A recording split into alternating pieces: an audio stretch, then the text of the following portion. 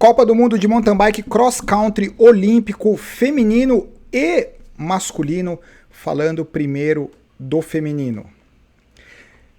Eu estava assistindo, como sempre, no calor da emoção, fazendo os meus prints, então considerem que esses prints eles estão fora de cronologia, mas de qualquer forma, o turning point, que foi exatamente o momento onde as coisas começaram a se configurar em caminho, em direção à consolidação ali da vitória no feminino. O feminino foi bem interessante. Aliás, o feminino tem sido inesperado. Jogos Olímpicos, as primeiras etapas da Copa do Mundo. Não, as primeiras etapas da Copa do Mundo. A grande surpresa, a gente precisa lembrar que foi a Luana Leconte, que faturou as 4 primeiras etapas. Foi simplesmente algo surpreendente, até mesmo para ela. Mas a partir do momento que os atletas começaram a focar no ciclo olímpico, parece que até esse momento deu uma virada nas favoritas. Aqui nessa imagem vocês estão vendo a McConnell, Sina Frye, a atual campeã mundial, a Richards, e a Luana Leconte, que é a líder do ranking na Copa do Mundo de mountain bike. E nesse momento, na quarta volta, faltando 2 voltas, ela novamente fez uma aceleração incrível, não tão prematuro quanto no campeonato mundial de mountain bike. No mundial de mountain bike, dessa vez ela esperou um pouco mais e faltando 2 voltas ela fez essa aceleração. Ela só olhou para trás nesse momento. Depois ela nunca mais precisou olhar para trás. Enquanto isso, a Sina Frye, que estava ali nesse bolo, ela teve um pneu furado. Posso fazer um parênteses? Olha a posição que ela ficou. Então, assim, os staffs já estão no meio do caminho. Ela foi ainda mais para o meio da pista. Então, todas as atletas tinham que desviar dela, né? Algum staff falou: ei, vem para cá, tipo, sai do meio da pista. Mas, enfim, a Sina Frye estava ali tentando controlar os ânimos por ter o pneu furado. E essa é a imagem da Luana Leconte passando por ela. E a Richards, Sina Frye furou o pneu e a Luana Leconte passou. E esse, eu tenho mais alguns prints, mas a Richards, ela venceu de forma estratégica, tranquila.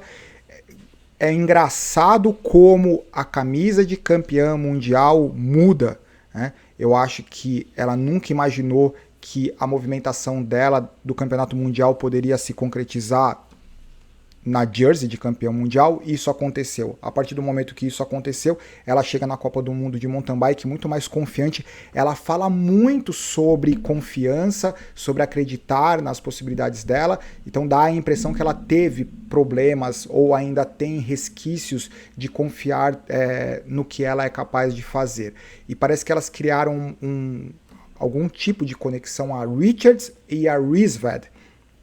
Entre as duas, primeira e terceira colocada, obviamente chegou a McConnell. Então essas são as 3 primeiras posições. A Luana Leconte, apesar, ela cometeu vários pequenos erros. Na entrevista final, ela disse que tem sido difícil por motivos pessoais, doença do pai dela. Ela não se aprofundou na história, mas ela disse que tem sido um momento difícil, mas de qualquer forma ela está feliz. E ela, matematicamente, a Luana Leconte é a campeã do mundo de mountain bike. A última etapa será em snowshoe aqui nos Estados Unidos e eu estarei lá. Então tudo isso que a gente está vendo agora, eu terei o privilégio de ver pessoalmente. Esse é o abraço da Richards, da primeira colocada, com a McConnell, segunda colocada. E esse é o top 10, Richards, McConnell, Rizvad, Leconte, Frye, Terpstra, Keller, Tauber, Indergrand, Stiger. Esse era um momento que estavam todas juntas ainda. Esse grupo de 5 atletas, ele se consolidou logo nos primeiros momentos, mas faltando 2 voltas, a Richards fez a movimentação definitiva. Aqui mostrando um pouco da McConnell, a Richards, e esse é o ranking da Copa do Mundo de mountain bike. A Luana Leconte, ela continua e matematicamente ela é a campeã da Copa do Mundo de mountain bike. A Rizvad tem a possibilidade de uma briga boa entre Rizvad, Pauline Ferrand-Prévot, McConnell e Richards. e a Sinafry também. Então ali dá para disputar segunda e terceira colocação na Copa do Mundo de Mountain Bike. Eu acho que tem espaço para uma boa disputa em snowshoe. Ainda bem porque eu estarei lá. Nós estaremos lá. No masculino, eles gastaram um bom tempo do começo da transmissão falando sobre os suíços. Inclusive não foi só apenas esse print. Fizeram entrevista com o técnico da seleção suíça, com o técnico com o diretor técnico da Scott, que tem o Nino Schurter e etc. Então, eles usaram um bom tempo para falar sobre todas as conquistas do suíço e focaram, apesar de ser um país pequeno, é um país que tem condições ideais para o mountain bike, especialmente tecnicamente. A quantidade de mountain bikers é impressionante. Quando a gente olha esse começo, a trilha estreita, os melhores caras do planeta, a largada, e logo no começo a gente sempre vê, na média, os mesmos atletas entre os top 10. E entre esses atletas do top 10, sempre o Avancini está presente. Essa foi a primeira volta. Primeira e segunda volta aconteceu tudo o que tinha que acontecer. Primeira volta, ela definiu, a primeira e a segunda volta, elas definiram tudo o que aconteceria em relação aos top 5 das 6 voltas. Esse foi o momento onde o Avancini esteve na frente. O Nino ele permitiu com que o Nino fosse para frente. Eu fiz questão de tirar esse print porque é exatamente o momento onde eu imaginei que algo diferente e especial iria acontecer. O Nino olhou para trás nesse exato ponto. A hora que ele olhou para frente, ele atacou. O Avancini respondeu não.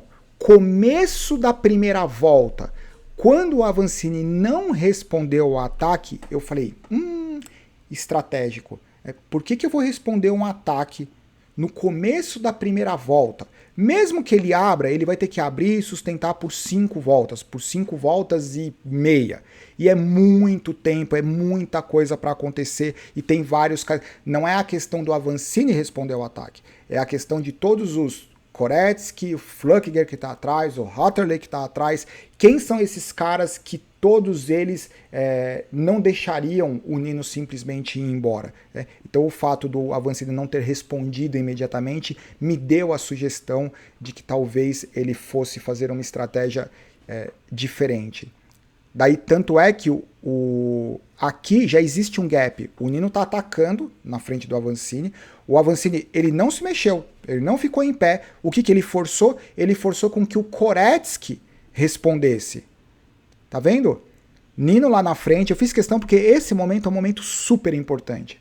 O Nino foi lá pra frente, olha o gap que já existe, o Nino fazendo força. O Avancini não se mexeu. Se alguém quiser, vai lá. 5 voltas. Se o cara ganhar com uma escapada de 5 voltas, ele merece. Qual que é a chance disso acontecer? Muito pequena. Então, dentro dessa situação, o Avancini ficou quieto, o Koretsky se sentiu pressionado ou, não, deixa que eu faço, passou o Avancini, que é a segunda bolinha vermelha, e daí, obviamente, pouco tempo depois, eles estavam todos juntos. Porque, em geral, o Nino tende a fazer essas acelerações para testar quem vai atrás. O que isso quer dizer? Quem vai atrás é um cara que ele coloca um tique e fala assim, o Koretsky veio atrás de mim, tique, eu sei que ele tá forte. O Avancini não veio atrás de mim, tique, eu não vou me preocupar, entendeu? Então, enfim, estou fazendo especulações. O Hotterley sempre teve consistente ali, sempre. Eu acho engraçado, eu venho com as minhas, né? Eu sempre falo de trabalho em equipe no mountain bike, eu sei que o pessoal não concorda, eu sei que o pessoal sempre critica, que é impossível trabalhar em equipe no mountain bike, mas eu fico vendo 2 caras que compartilham a mesma equipe, a mesma filosofia, eles não têm obrigação de trabalhar juntos, porque não existe trabalho em equipe no mountain bike, mas se por algum motivo eu tivesse uma equipe de mountain bike e eu soubesse que eu tenho 2 caras que eu patrocino, pago salário, coloco nas competições e eu vejo os 2 pedalando juntos sem trabalhar junto, eu falo assim, né? Tinha que determinar funções ali. Talvez o Hatterley ir para frente, eu não sei, algum tipo de estratégia que seja psicológica ou ajuda física. Eu sei que é diferente, completamente diferente do ciclismo, mas existe uma diferença entre ter um cara na sua roda esperando para atacar e ter um cara na sua roda para te ajudar em algum aspecto. São duas formas de estar atrás completamente diferentes. De qualquer forma, esse foi o momento, tinha lá esse grupo na frente, Nino, Flückiger, Koretsky, Avancini, o Hatterley, o Sink, e daí, se eu não me engano, o Milan Vader, ele caiu, bloqueou a trilha. A partir do momento que ele bloqueou a trilha, vieram todos os mountain bikers. Então, desse momento até a linha de chegada, essa quebra que aconteceu entre os 5, 6 primeiros mountain bikers e o resto do pelotão, essa quebra praticamente nunca deixou de existir, né? Para ver o impacto de uma brecada dessa. E esse era o grupo que ficou na frente, né? Daí o que aconteceu? Depois de todas essas movimentações, o Avancini foi para frente. Quando ele foi para frente, eu falei assim, ele vai fazer como o Nino fez, por exemplo. O Nino ficou 2 minutos, 1 minuto na frente, foi para trás. O Avancini foi para frente, falou assim, deixa eu tocar um pouco. E foi tocando um pouco, e foi tocando um pouco. E daí esses são os 5 primeiros mountain bikers. Esse era o grupo que vinha atrás tentando fechar o gap que ficou preso naquela queda.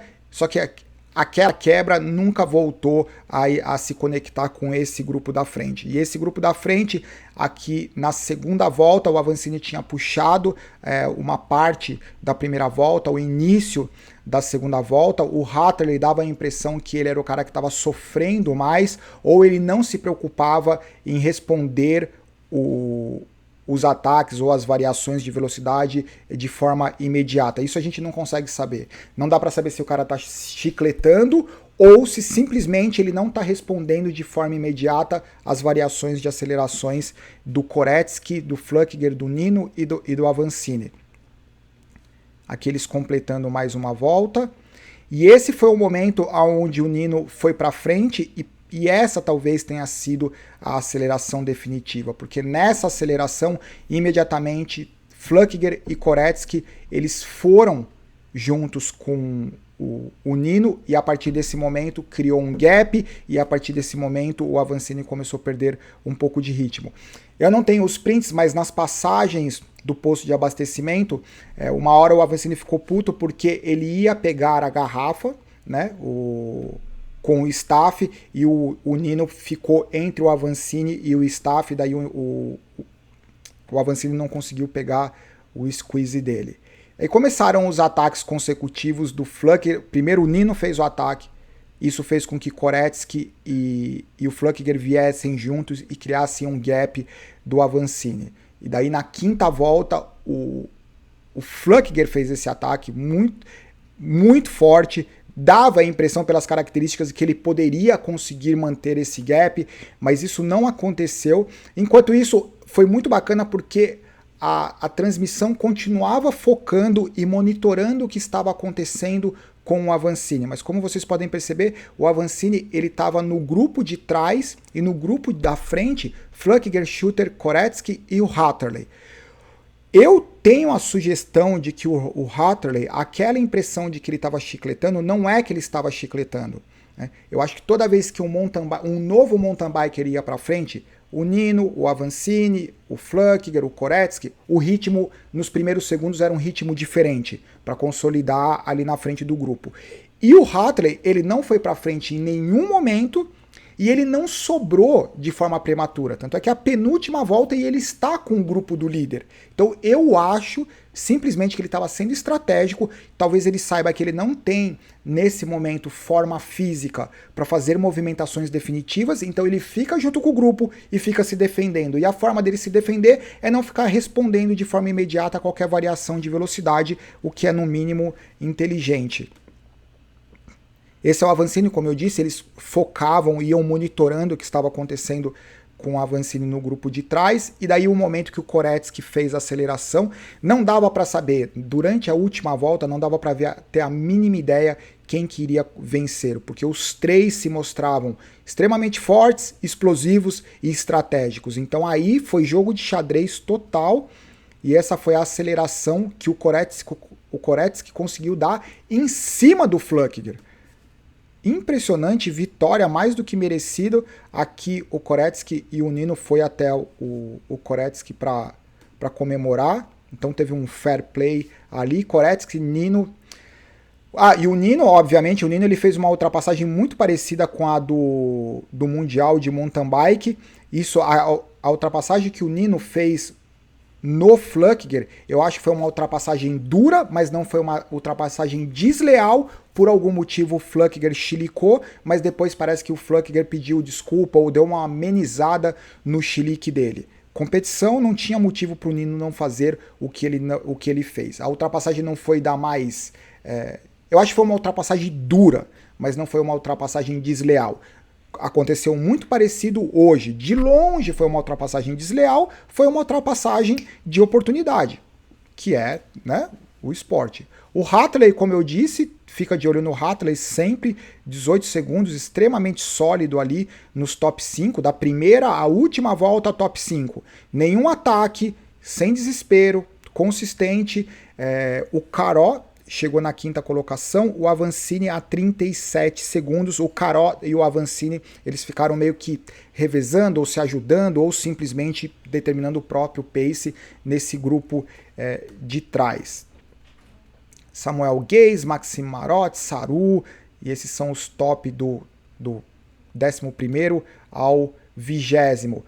Deu a impressão que o Flückiger e o Nino deram uma amenizada ali, cumprimentaram, sorriso no rosto, então parece que está algo relativamente resolvido, e o Koretsky, sem dúvida nenhuma, é o grande cara do dia, e o Koretsky entra, matematicamente é possível com que ele ganhe a Copa do Mundo de Mountain Bike. O Sink está na segunda colocação, Schurter na quarta, o Hateley está na sexta colocação, fica de olho no Hateley. E o Flückiger tá lá, surfando no dia dele. Talvez a grande decepção do Flückiger tenha sido os 2 pontos altos do ano, que é os Jogos Olímpicos e o Campeonato Mundial e o Mundial de Mountain Bike. Vamos ver como acaba o ano. Eu acho que é isso em relação, obviamente, em relação ao Avancini. No short track, ele disse que ele vou ver o que vai acontecer no Olímpico, então, pelo que parece, ele não tinha grandes pretensões no Olímpico. Ao mesmo tempo, a gente viu a mesma estratégia que geralmente ele faz, e se nós olharmos primeira e segunda volta, eles estavam fazendo a volta por volta de 11 minutos, 2 voltas são 20 minutos, que é mais ou menos o tempo do short track. Então, eu fico imaginando, sabe quando dá coceira? Eu fico imaginando o que eu sempre imagino, né? Pegar essa explosão, tentar guardar um pouco dessa explosão, é super difícil, é punk, etc., e jogar isso para as 2 voltas finais. Mas parece que o cenário é mais ou menos o mesmo. Essas 2 primeiras voltas, ou os 20, 25 minutos, que é o que ele se sente mais à vontade, é o momento que ele tenta fazer alguma coisa, e daí acontece mais ou menos o mesmo padrão. Se efetivamente ele não tinha pretensão nenhuma no Olímpico, talvez a gente pode considerar que foi um bom resultado. Se poderia acontecer algo melhor, a gente de novo fica pensando qual seria uma estratégia que colocaria ele top 3 ali, certeza absoluta, não tem um motivo para imaginar que ele não estaria top 3, top 2, ou ganharia se distribuísse um pouco mais. Mas de qualquer forma, estamos aqui como espectador, e o que a gente pode fazer é torcer, certo? Abraço, tchau!